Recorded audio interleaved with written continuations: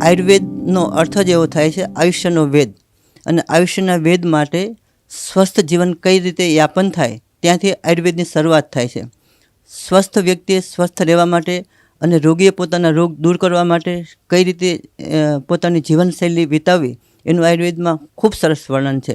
એમાં પ્રથમ લખ્યું છે બ્રાહ્મે મુહૂર્તે ઉત્તિષ્ઠે દિનચર્યાની અંદર સ્વસ્થ વ્યક્તિએ પોતાના સ્વાસ્થ્યની સુરક્ષા અર્થે બ્રાહ્મ મુહૂર્તમાં ઉઠવું જોઈએ. બ્રાહ્મ મુહૂર્ત છે એ વૈદિક વિચારધારા પ્રમાણે સૂર્યોદય પૂર્વેની 4 ઘડી છે એમને બ્રાહ્મ મુહૂર્ત. 1 ઘડી એટલે 16 મિનિટ, એટલે સૂર્યોદય પહેલાંની 64 મિનિટનો જે સમય છે એ બ્રાહ્મ મુહૂર્ત કહેવામાં આવે.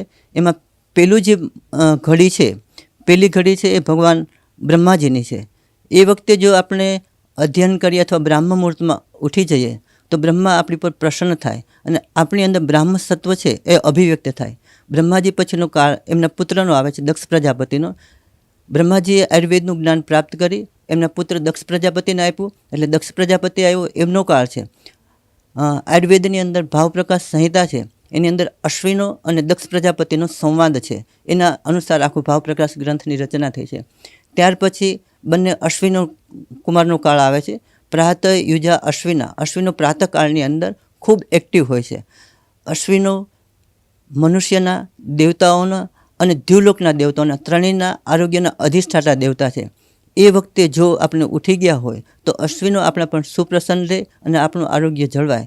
એના પછીનો જે કાળ છે અગ્નિ પાસેથી ઇન્દ્ર પાસે આયુર્વેદનું જ્ઞાન થયું, પછી ઇન્દ્રનો કાળ આવે છે અને ત્યાર પછી જો સૂર્યનો કાળ આવે છે.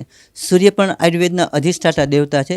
સૂર્યએ પણ 16 શિષ્યો રાખી, ધન્વંતરી ઇત્યાદિ એમને આયુર્વેદનું જ્ઞાન આપ્યું હતું.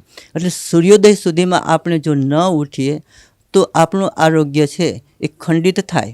કઈ રીતે ખંડિત થાય કે આપણા શરીરની અંદર જે ઉત્સર્ગ તંત્રો છે એ કેવળ અને કેવળ રાત્રે સક્રિય હોય છે, અને એનો જે મળ છે, ધારો કે આપણું મળ છે તો મળાશયની અંદર આવી જાય, મૂત્ર છે તો મૂત્રાશયની અંદર આવી જાય, નાકના, કાનના, ગળાના, જીભના, દાંતના, કાનના બધાના મળો છે પોતપોતાના સ્વસ્થાનની અંદર. ચામડીનો મળ છે ચામડીની અંદર, ચામડીના છિદ્રોની અંદર આવી જાય. બ્રાહ્મ મુહૂર્તની અંદર ઉઠીને જો આપણે એને સાફ ન કરીએ તો મળ ત્યાં પડ્યો રહે. મલિનીકરણાત ઇતિ મલા, જે શરીરને મલિન કરે છે. અને મોટાભાગના વ્યાધિઓ છે એ મલાવરોધના કારણે થાય છે. જે ઉત્સર્ગ તંત્ર છે એની બહાર જે નીકળી જવું જોઈએ બ્રાહ્મ મુહૂર્તની અંદર મળમૂત્રાદિ, એ જો ન નીકળે અને શરીરમાં પડ્યું રહે તો એના કારણે શરીરની અંદર મળમૂત્રના અવરોધના કારણે અનેક પ્રકારના વ્યાધિઓ, ઇવન કેન્સર જેવા વ્યાધિઓ સર્જાય છે.